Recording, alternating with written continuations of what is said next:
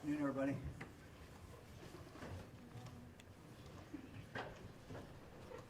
Everybody's set?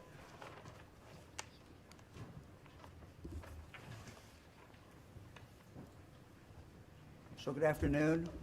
I just received a briefing from our Ohio Emergency Management Agency. They work 365 days a year. And we pay attention to them as members of the public, I guess, only when there's a crisis. And we do face a crisis today. We are facing a unique and dangerous situation for the next few days in Ohio. This is going to impact all the citizens of Ohio. It's going to impact every county from one end of the state to the other. We're going to see, beginning tonight, flash freezing roughly around 9 p.m., beginning in the western part of the state. You can see from the map that is over there, kind of shows you how it's projected this will occur. It literally is going to work its way all the way across the state. So when it enters Ohio, it's going to be entering from Toledo all the way down to Cincinnati. Central Ohio will be hit somewhere around 11 to 12 midnight. The entire state will be hit by 4 a.m. So when Ohioans get up tomorrow morning, the roads are going to be very, very, very dangerous and very, very, very difficult. Flash freezing, this is going to occur very, very, very quickly, and the roads will become very dangerous very, very quickly.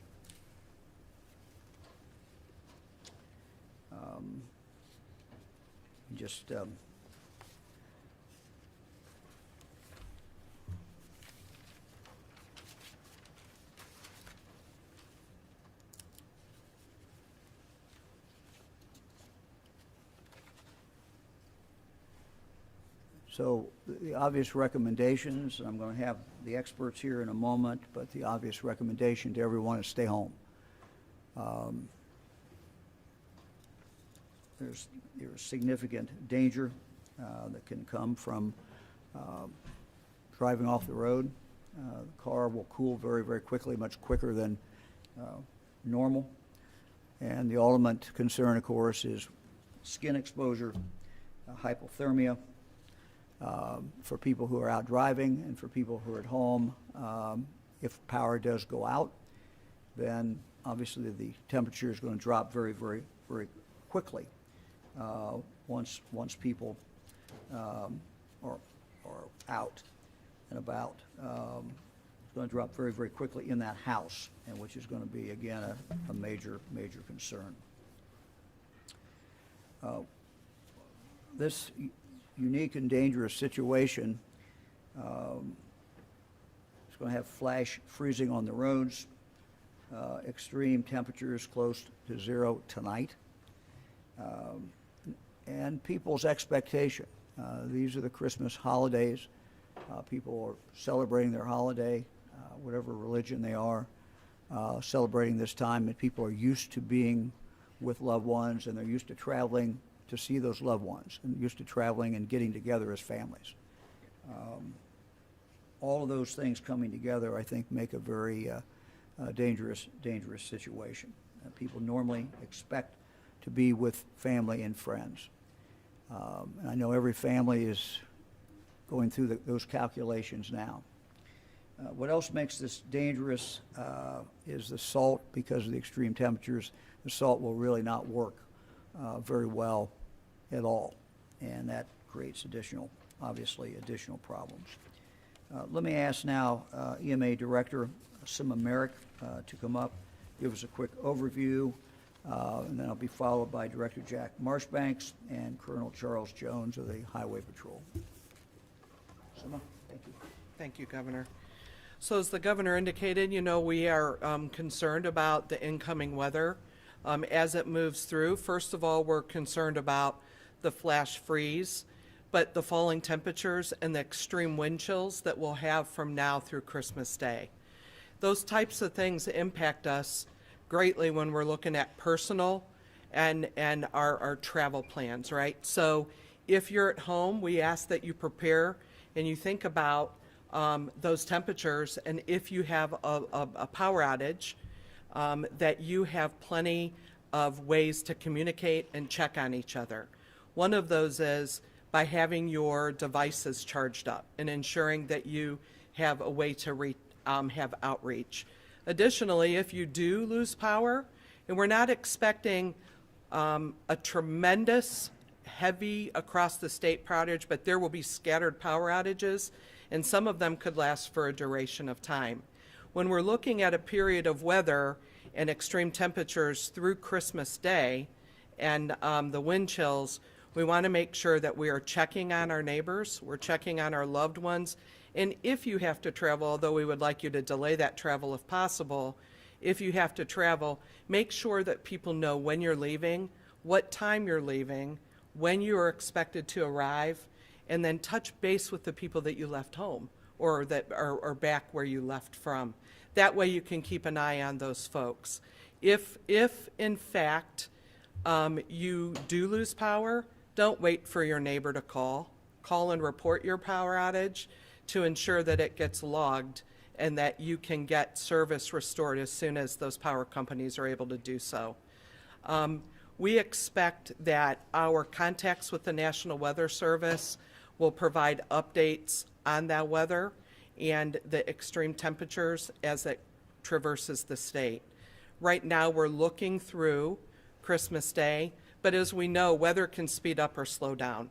So we also encourage all Ohioans to pay attention to the weather, to your local news stations, or however you get your information, if that's through your devices. And then lastly, before I turn it over to Director Marchbanks, I would encourage everyone to really revisit your plans, your family plans, and your preparedness actions, and ensuring that you have ways to communicate by charging your phones and your devices now. Thank you very much. Director? Thank you, Governor. On behalf of the men and women of ODOT, we want to tell the citizens of Ohio that we are ready for this storm. It is going to be a challenging storm, but we've been preparing, staying in contact with our partners at EMA and, of course, the Highway Patrol. We have checked our equipment. Our salt barns are full. We have called out seasonal and auxiliary employees. So as a result of that, we have 3,000 people ready to go, 1,600 snowplows ready to deploy. Our team will work 12-hour shifts until this storm is over. What we implore people to do is stay home if they can possibly do that. The roads will be passable, but as the governor pointed out, with this extreme weather, you're not going to see the wet pavement you usually see when we throw down snow and ice.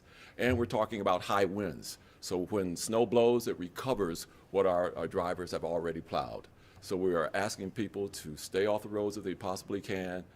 If you have to go anywhere, please add in a lot of extra time. And just because the sign says you can drive 70 miles an hour on the highway, it doesn't mean you have to. Slow down and drive safely. Director? Carl? Thank you, Governor. Good afternoon. Driving in winter-like weather, like we're going to see in Ohio over the next few days, is something all motorists should take seriously. If I could provide just a little context, during the winter months last year, there were nearly 13,000 crashes on snow, ice, or slush-covered roads in Ohio, which resulted in 17 fatalities and 3,300 injuries. Speed-related factors were reported as cause in 21% of those crashes. So as you can see, driving in winter weather can be dangerous. If you do not need to go out when the weather and road conditions are bad, please stay home. I can't stress that enough. For motorists who do not need to be out there, that do need to be out there, ensure that you're prepped and ready and patient. Here are some driving tips for winter weather. Allow extra time to get to your destination. Maintain a safe distance between your vehicle and traffic ahead. Pay close attention to bridges and overpasses, as they are often the first to freeze. And please, take your time driving. I would also tell motorists it's a good idea to prepare your vehicle for winter driving by doing the following: ensuring the battery, cooling system, tires, wipers, and defroster are all in good working order. Repairing or replacing defrosters and wipers that are not working properly, and top off your washer fluid before driving. I also want to encourage all drivers to carry a winter car kit in their vehicle in case of a breakdown. If you find yourself stranded and need help, dial pound 677 and you will be connected to the nearest patrol post, or for any emergency situation, we always have the option to call 911. We want to make sure that you get the help that you need from law enforcement. If I could, Governor, I would like to also just speak briefly about what Ohio State troopers will be doing so motorists can be as safe as possible over the next few days. When not investigating crashes, Ohio troopers will be out patrolling the roadways to ensure motorists who need help get it. Our Public Affairs Unit will be providing updates on our social media platforms regarding crashes, assistance to motorists, and interstate and state route checks. For our media partners, the Ohio State Highway Patrol Regional Public Information Officers will be active and available for any media inquiries through the duration of the storm. A public information officer will respond to all media inquiries during the storm. So I'd like to conclude with this. I urge anyone who needs to be out driving over the next few days to please drive slowly and carefully. Everything from accelerating, turning, and braking needs to be done slower and with caution on snow and ice-covered roads. Give yourself time to maneuver while with driving conditions in mind, and that may mean slowing down. Thank you. Colonel, thanks. Thank you very much. We'll be happy to answer any questions. Governor, are you concerned that because this is coming during the holiday weekend, that people will be less likely to maybe heed some of this advice because they don't want to change their plans, they want to be with their families, they already know where they want to be for the weekend, and they'll be hesitant to make some changes to accommodate this storm? Yeah, I think one of the things that makes this unique is, it's very, very quick freezing. And it's going to be very, very cold. And it's occurring over holidays, where people do expect to be able to see their family. Everybody's got plans. Everybody knows where they're going to be, when they're going to leave. And it's tough, I think, for any of us to change those plans. But, I think people just need to use common sense, continue to listen to what the experts are saying. We have the experts here. Continue to listen to your local TV station, your radio station. That information is going to be, very, very up to date, and people need to just follow this. I mean, this storm could speed up, it could slow down. You never know about weather, but it certainly looks like it's a very dangerous situation, beginning later tonight, and a situation that is going to be with us through Christmas Eve and through Christmas Day. And so that's smack dab in the middle of when people are planning on getting together. So yeah, I think it's going to be tougher for people to make a more rational decision to pull back. But in the end, you have to consider the safety of your family and consider what your loved ones would want. They want you to live. Who else? Can you talk a little bit about why the salt doesn't work as well and the situation Yeah, the state is doing? Sure. I didn't get very good grades in chemistry. I will let Director Marshbanks, who has very practical experience, I'm sure got good grades in chemistry. Director. Thank you, Governor. Yes, sodium chloride, works well until about 20 degrees. And we're talking about temperatures that are going to be near zero, as the governor pointed out. We will be salting and resalting, and we'll be using calcium chloride, which has a better impact at the lower temperatures. So as the governor pointed out, we're going to be looking at snow blowing over and refreezing but we're looking at a better effectiveness of the salt that our women and men will be putting down, excuse me, by late Sunday going into Monday when the temperatures get up closer to 20. So Jack, the area will be what, 15 degrees and above, 20 and above, something like that? Yes, Governor, it becomes more effective as we get into the upper teens, but we're looking at temperatures in the negatives. And look, people are going to see ODOT trucks out there putting the salt on it, and many times just assume, okay, this is going to be good. They're doing the best they can, but understand that at those low temperatures, it's really not going to have much effect. Can you talk about what the state's doing with power companies? Are you coordinating with power companies to work with them to make sure we don't have those blackouts? Well, we're working with power companies to make sure they communicate.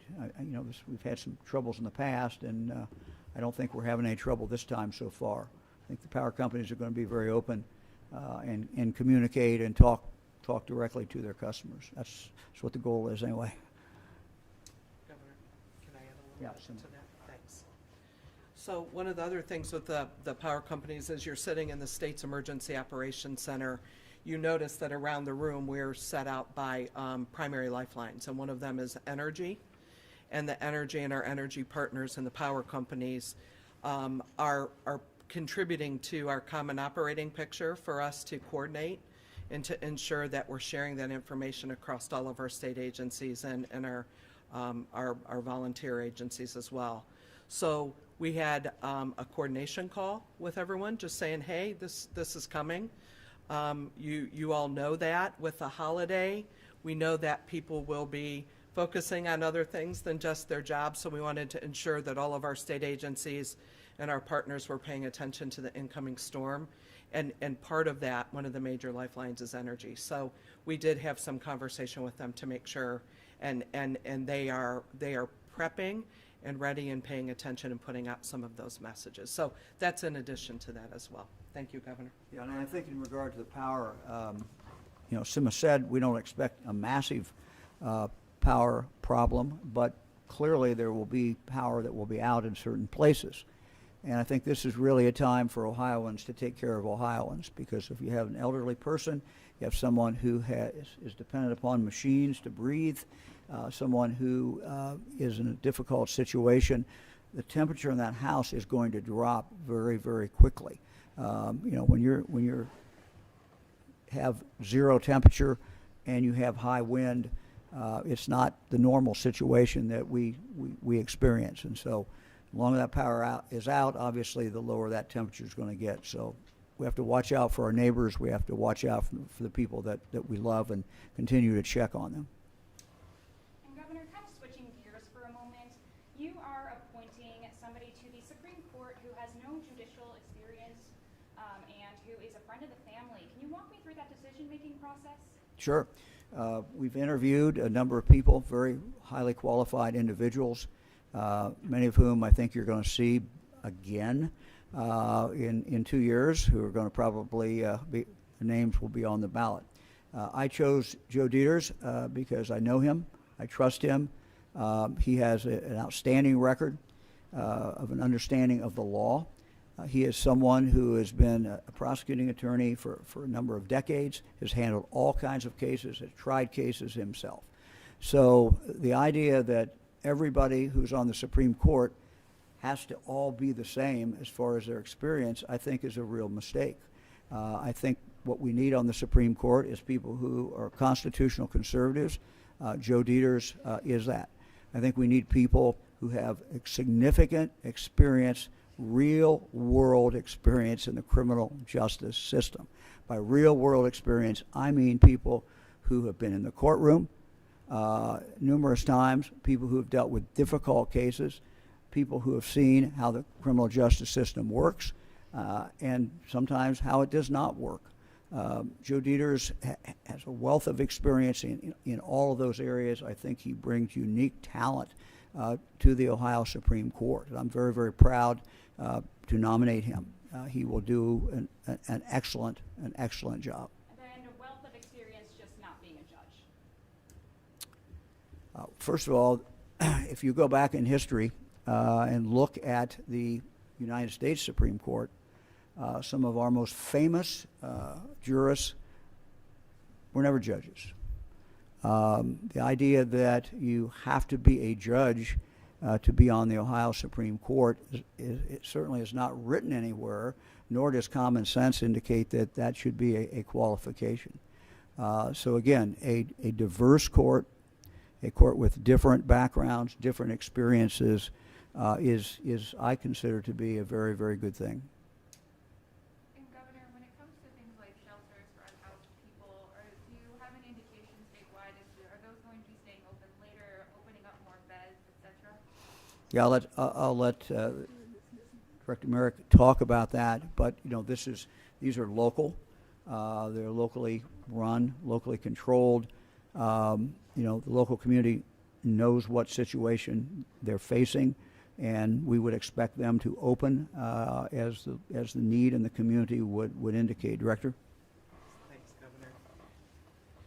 So as the governor indicated, locally, our local emergency management agencies, which all 88 counties have their local emergency operations plans. So in there is an element for sheltering and warming centers depending on the hazard in which is affecting us at the time.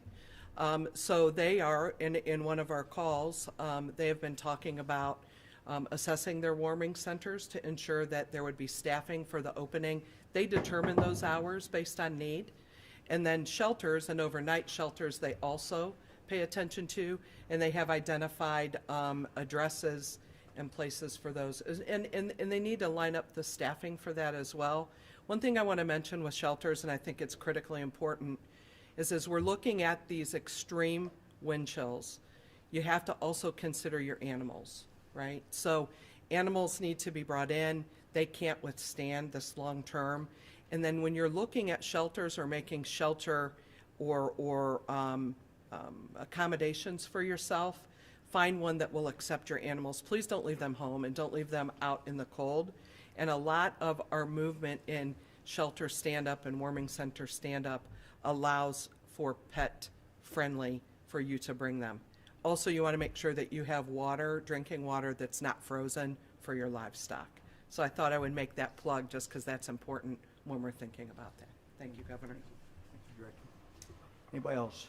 Governor, the latest records request from the Ohio Consumers Council shows First Energy executives talking about the role of your administration, particularly Lieutenant Governor John Husted, in pushing to pass House Bill 6. Can you talk about the role your administration played in helping to pass that law? Oh, sure. That should not be a shock to anybody. We have been very out front in regard to nuclear energy. We need nuclear energy in the state of Ohio, and that was my position during the campaign. So, we supported the bill, and I have not seen the document you're talking about or the quotations, but that the lieutenant governor would be out, advocating for that bill shouldn't come as a surprise to anyone, because we were for the bill. We were for the nuclear power, we were for those jobs, and we were for making sure that we had non-carbon production in the state of Ohio. Anybody else? January 9th, the second term starting. How will you describe this term, and what do we look forward to next term? And 4 years after, who will you want to recommend to take over from you? I'm not going to get into who's going to take over from me. I haven't even been sworn in for the second term, so I'm going to try to stay focused on doing the job that needs to be done. I'm sure that there are plenty of people who would like to be governor, and I'm sure they're planning how they're going to be governor. But I'll leave that up to them. Well, thank you all very much. We will continue to keep you informed of what's going on. The 3 agencies who are here will continue to be available for information. Again, to the public, just ask you to be careful and understand that these are unique circumstances and that we all have an urge to be with family and friends, but use common sense and look at what the facts are and look at the danger of being out there on the highway. Very, very significant danger to being out on the highway. As soon as the rain that we're seeing now turns to ice, which is going to start this evening, and by the time most of us get up tomorrow morning, it's going to be ice is going to be there, and these roads are going to be very, very dangerous. Hope everybody has a good holiday in spite of all this weather, and hope everyone enjoys themselves. And those of you who can be with family, we hope that you're able to do that. Thank you very much. Governor, one last thing. There is an Amber Alert out right now for the 5-month-old boy who has been kidnapped. Can you just talk a little bit about, how the storm could impact that, and also just some thoughts that you have on the whole situation? Well, first of all, our hearts go out to the family. I cannot think of anything that is more of a parent's nightmare than to have a child, or in this case, children, kidnapped. It's something that all parents fear. And so, our prayers are certainly with the family, and hoping that second child will be reunited with the family. So that's certainly from a personal point of view. I know that from the Department of Public Safety and the Highway Patrol, they have been directly involved in this, in offering assistance. We will continue to do that. There is some things that you cannot do because of the weather. I believe that's probably, we're not seeing our helicopters up now simply because of the weather situation. But, I don't know whether Colonel, you have anything to add to that or not that would... Governor, no, we're doing everything we can to assist the Columbus Division of Police and all law enforcement together, working as one, using all of our resources to try to see if we can find the second baby. So being diligent, doing what we can, and we're going to keep at it until we can find him. Thank you all. Thank you very much.